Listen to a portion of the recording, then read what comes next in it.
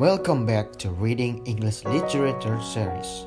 Hello, my name is Firman Handi Firdaus. I major English Literature at Sultan Agung Islamic University.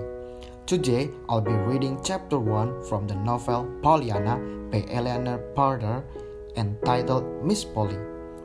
Miss Polly Harrington entered her kitchen a little hurriedly this June morning. Miss Polly did not usually make hurried movements. She specially prided herself on her repose of manner, but today she was actually hurrying. We know Miss Polly was keeping something because she acts different. As it turns out, she was about to adopt her nest, so she was very excited. I suppose I may as well tell you now, Nancy. My niece, Miss Pollyanna Witcher, is coming to live with me. Miss Polly was so happy when her niece will live with her because she was lonely for a long time. That's all. Thank you for listening.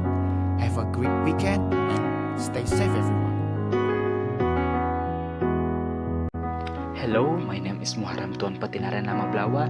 I major English Literature at Sultan Agung Islamic University. Today I'll be sharing some thoughts on chapter 1 from the novel Pollyanna by Eleanor Porter. In chapter 1, parts that might be broad, and it is interesting to understand precisely in the last 2 paragraphs, which tells a little about feeling. As a reader, you might be able to say that Miss Polly has a lonely mood, but in Miss Polly's true feelings, she is glad in her loneliness. We can say this part as a plot twist, even though the problem is not that important. Some people might not like the nature of Miss Polly's character, which in chapter 1, she's always firm on every word when talking to Nancy, also frowns in response to Nancy's words. But I like that in terms of something like that, it strengthens the character of Mistress from a rich family. Hello, my name is Ulfi. I major English Literature at Sultan Agung Islamic University. Today I will be reading chapter 2 from the novel Pollyanna by Eleanor Porter, entitled Old Tom and Nancy. As Miss Polly Harrington tells her friend Nancy, she prepared an article for the arrival of our orphaned 11-year-old niece Pollyanna. It is clear that Miss Polly is not fond of children. Pollyanna's mother, Miss Polly's sister, died years ago, but Miss Polly still thinks disapprovingly of her sister's marriage. Now, the minister Pollyanna's father has died too, and Pollyanna is coming to live with dutiful Aunt Polly.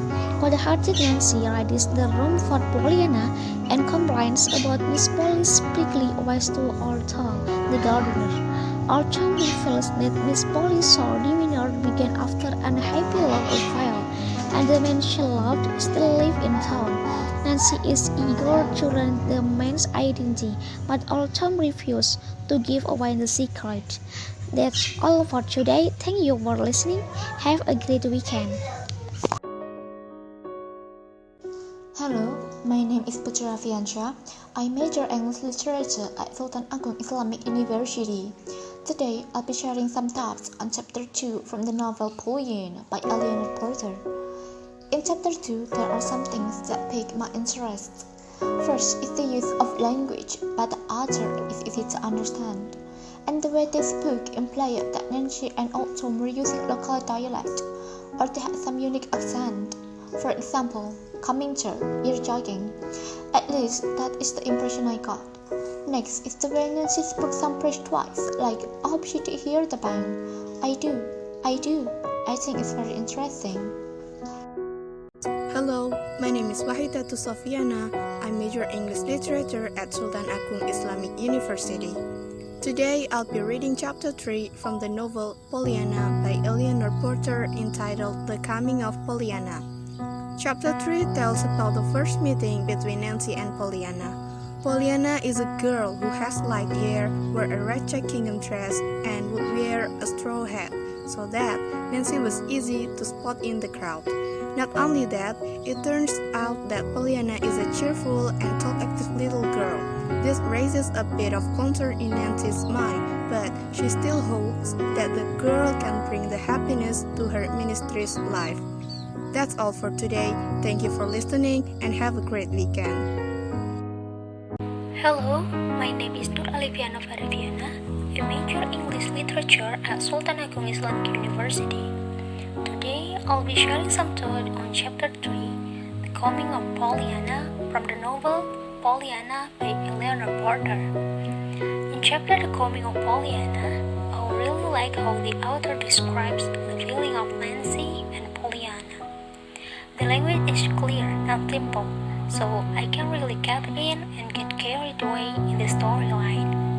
But I feel in this chapter, Pollyanna is very domineering, while other characters like Nancy and especially Timothy, he has little chance to talk. In the next chapter, I wish Pollyanna gave some more chance for other characters to speak up more.